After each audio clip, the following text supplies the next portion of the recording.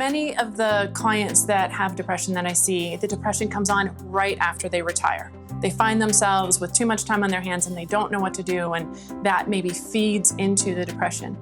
But it's interesting, in talking to the mental health professionals that I've been talking to about this, I've learned that there's another kind of depression that seems to come up like mid-70s or so.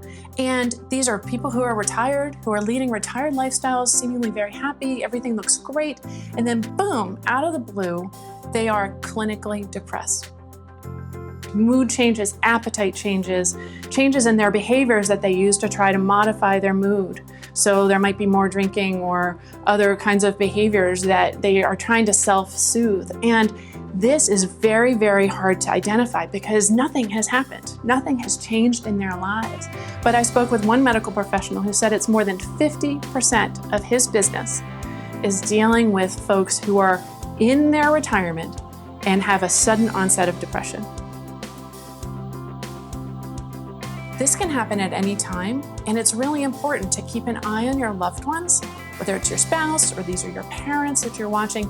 Look out for these signs and don't think just because they're retired, they're happy and they're immune to the stresses that might be causing these kinds of changes.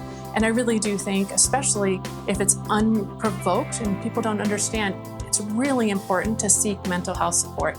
Whether it's a mental health counselor, whether it's calling a helpline, whether it's talking to a minister or some other faith advocate, someone who's involved and can get to their good resources to help with this situation.